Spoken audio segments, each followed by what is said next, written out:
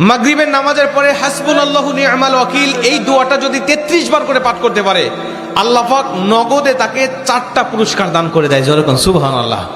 এবং এই পুরস্কারগুলো আপনি নিজের চোখে দেখতে পারবেন যে হাসবুনাল্লাহু নি'মাল ওয়াকিল এই দোয়াটা পাঠ করার কারণে আল্লাহ পাক আপনাকে কি কি বেনিফিট দান করেছে।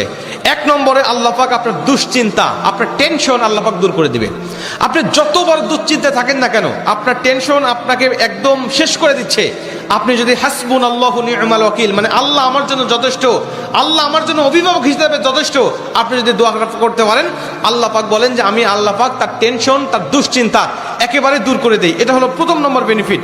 দ্বিতীয় নম্বর বেনিফিট হলো যে এই দোয়াটা যদি কোনো ব্যক্তি নিয়মিত পাঠ করতে পারে, রাসূল সাল্লাল্লাহু আলাইহি ওয়াসাল্লাম বলেন যে আল্লাহ রাব্বুল আলামিন তার বিপদ আপদ বালা মুসিবত আল্লাহ পাক দূর করে দেয়। এটা আল্লাহ পাক নিজেই তার জন্য সাহায্যকারী হয়ে যায়।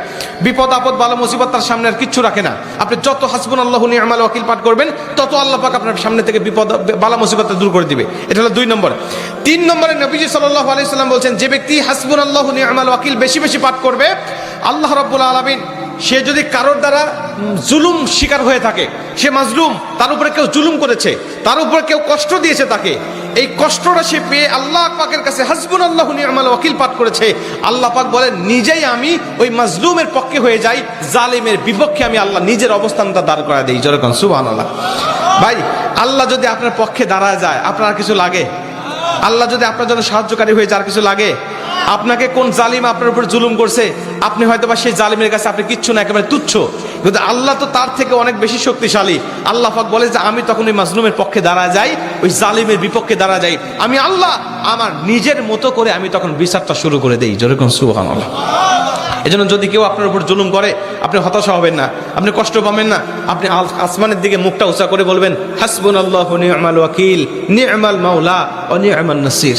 আপনি এই দোয়াটুকু শুধু পাঠ করবেন, দেখবেন যে আল্লাহ পাক আপনার সব হতাশা, সব দুশ্চিন্তা, সব টেনশন আল্লাহ পাক মুহূর্তের মধ্যেই আল্লাহ পাক আপনার দূর করে দিয়েছে। যেরকম সুবহানাল্লাহ। এবং 4 নম্বরে রাসূল সাল্লাল্লাহু আলাইহি ওয়াসাল্লাম বলছেন যে তাকে আল্লাহ পাক দুনিয়া এবং আখিরাতের কল্যাণগুলো আল্লাহ পাক তাকে দান করে দেয়। দুনিয়াতে যত কল্যাণ, যত খারাপই আছে এগুলো দূর করে দেয়, কল্যাণগুলো আল্লাহ পাক দান করে দেয়। আবার আখিরাতের যত কল্যাণ লাগবে আপনার সব কল্যাণগুলো আল্লাহ পাক আপনাকে দান করে দিবে। আল্লাহ পাক আমাদের সবাইকে এই 4টি ফজিলতগুলো পাওয়ার আশায় হলেও আল্লাহ পাক আমাদের সবাইকে এই হাসবুনাল্লাহু নি'মাল ওয়াকিল এটা মাগরিবের পরে 33 বার, অনেক মুহাদ্দিস বলছেন ফজরের পরে 33 বার, যদি কোনো ব্যক্তি 11 বার পড়তে চায় সমস্যা নেই, কিন্তু 33 বার পড়তে পারলে সবচেয়ে ভালো ফলাফল পাওয়া যায়। আপনারা অধিকাংশ 33-এর অধিক পড়লেও কোনো সমস্যা নেই। এক কথায় যে ব্যক্তি হাসবুনাল্লাহু নি'মাল ওয়াকিল বেশি বেশি পাঠ করবে, আল্লাহ পাক তাকে এই ফজিলতগুলো দান করবে। যেরকম সুবহানাল্লাহ। যতগুলো আমলের কথা বলা হয়েছে আল্লাহ পাক আমাকে সহ সবাইকে আমল করার তৌফিক দান করুক। জোরে বলেন আমিন। আসিয়া আল্লাহর সামনে একবার মাথা নত করেছে, পৃথিবীর কোন শক্তির সামনে মাথা নত করে নাই। আসিয়া এবং ফেরাউনের ফিনান্স মিনিস্টার, অর্থমন্ত্রীর বিবি লুকিয়ে কালিমা পড়েছে, সাইয়েদনা মূসা আলাইহিস সালামের উপর ঈমান এনেছে। ফেরাউন শুনে দুইজনকে ডেকে নিয়ে আসলো। অর্থমন্ত্রীর বউয়ের সাথে দুধের বাচ্চা, বলল দুইজন নাকি ঈমান এনেছো লুকিয়ে লুকিয়ে, এক আল্লাহরে ছাড়ো, আমি ফেরাউনরে সিজদা দাও। এরা বলল জীবন যাবে কিন্তু ঈমান যাবে না, জীবন দিব কিন্তু ঈমান দিব। প্রথমে ধরলো অর্থমন্ত্রীর বউকে, তাড়াতাড়ি আমার পায়ে সিজদায় লুটিয়ে পড়ো। সে বলে না, জীবন যাবে ঈমান যাবে না। বললো তাই নাকি, দেখি তোমার ঈমানের কত পাওয়ার। জল্লাদরে বলল কড়াইয়ের ভেতরে আগুন গরম করো, তৈল গরম করো, দুধের বাচ্চাটারে টেনে নিয়ে তেলের মধ্যে ছেড়ে দাও। কল্পনা করতে পারেন? দুধের বাচ্চাকে মায়ের বুক থেকে ছিনিয়ে নিয়ে তেলের মধ্যে ফালাচ্ছে, বাচ্চাটা রোস্ট হয়ে যাচ্ছে, আর বাচ্চাটা বড় মানুষের মতো মাকে বলছে, মা চিন্তার কারণ নাই, এটা উত্তপ্ত তেল নয়, এটা জান্নাতের বাগান,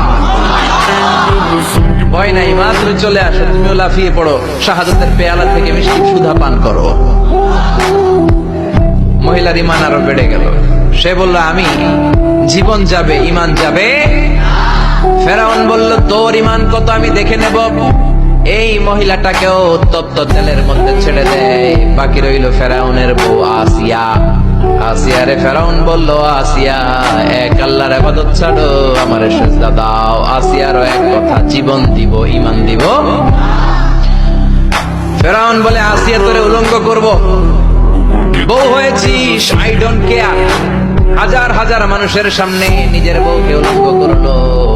তক্তার মধ্যে উলঙ্গ বউকে শুইয়ে হাতের মধ্যে পেরেক ঢুকালো, পায়ের মধ্যে পেরেক ঢুকালো, এক একটা পেরেক ঢুকায় তক্তার মধ্যে ছিদ্র হয়ে ঢুকে আর ফিনকি দিয়ে রক্ত বেরোয়। আসিয়া চিৎকার মারে। ফেরাউন বলে তাড়াতাড়ি আসিয়ারে তেলের মধ্যে ফেল। আল্লাহ বললেন জিব্রাইল যা জান্নাতটা তুলে নিয়ে আসিয়ার চোখের সামনে ধর, আমার আসিয়া জান্নাত দেখে দেখে যেন আমার কাছে আসে।